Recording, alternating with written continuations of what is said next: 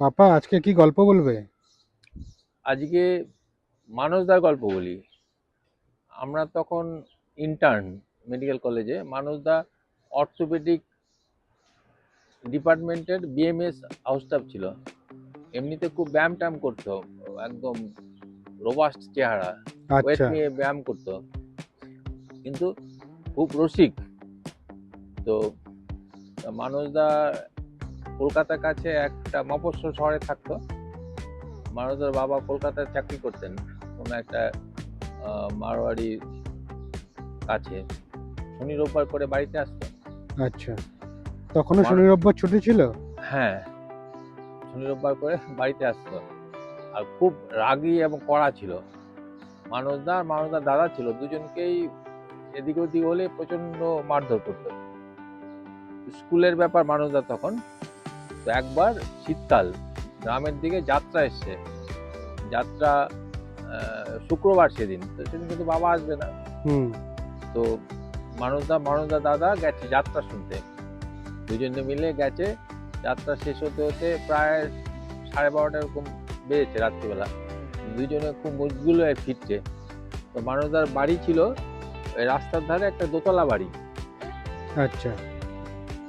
দুজন হঠাৎ দেখে যে বারান্দায় একটা ছায়া মূর্তি পায়চারি করছে। ওদের তো মাথা খারাপ হয়ে গেছে, বুঝতে পেরেছে বাবা এসছে বোধহয়।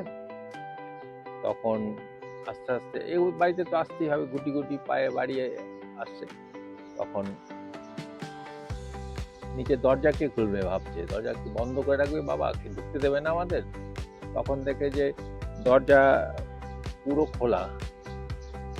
ওরা তখন আস্তে আস্তে আস্তে করে ভেতরে উঠছে। সিট এরকম ঘুরে উল্টো উপর দিকে ওঠে যখন, হ্যাঁ। সিঁড়িটা ঘুরে যখন উপর দিকে উঠছে, তখন দেখছে যে সিঁড়ির মাথায় বাবা দাঁড়িয়ে আছে, এরকম করে দুই হাতে দুটো ভাতের থালা।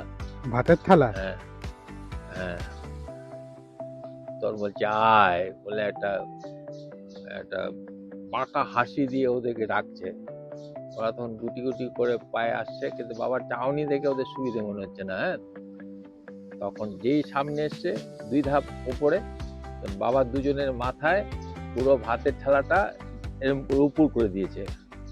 বলছে এবার খা, এবার খা, ভালো করে খা। হ্যাঁ। তখন শীতকাল, সোয়েটার পরে আছে। মানসদা বলছে বুঝলি কি অবস্থা আমাদের, মাথায় ট্যাংরা মাছ লাফাচ্ছে, এদিকে গেঞ্জির ফাঁক দিয়ে পিঠের দিক দিয়ে ঠান্ডা ডাল নামছে নিচের দিকে, আর সামনের দিকে ওই মাছের ঝোল।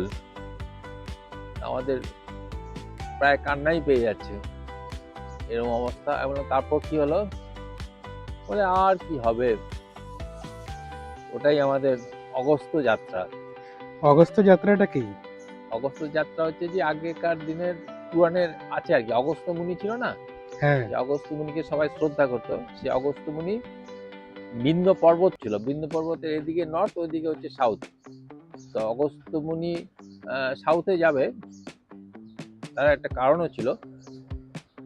বিন্ধ্য পর্বত হঠাৎ করে মনে হচ্ছে আমরা হচ্ছে শ্রেষ্ঠ, হঠাৎ করে আস্তে আস্তে উঁচু হতে হতে শুরু করে, এত উঁচু হয়ে যাচ্ছে যে সূর্য ওখান দিয়ে পাস করতে পারছে না, লোক ওখান দিয়ে টপকাতে পারছে না। তো অগস্ত্য মুনি বললো দাঁড়াও আমি ব্যবস্থা করছি। তো অগস্ত্য মুনি সে বিন্ধ্য পর্বত পেরিয়ে যাবে, ওখানে যেই গেছে, তো অগস্ত্য মুনিকে শ্রদ্ধা করার জন্য বিন্ধ্য পর্বত মাথা নিচু করেছে, মানে নিচু হয়ে গেছে আর কি। আচ্ছা। তখন অগস্ত্য মুনি ওকে বললো যে তুমি এরকম মাথা নিচু করে থাকো, আমি যতক্ষণ না ফিরে আসছি। তারপর পেরিয়ে অগস্ত্য মুনি সাউথে চলে গেল, দক্ষিণের দিকে, আর কোনোদিন ফিরে আসেনি। আর বিন্ধ্য পর্বত আর মাথা তুলতে পারে। এই হচ্ছে অগস্ত্য যাত্রা। আচ্ছা। ঠিক আছে। হ্যাঁ।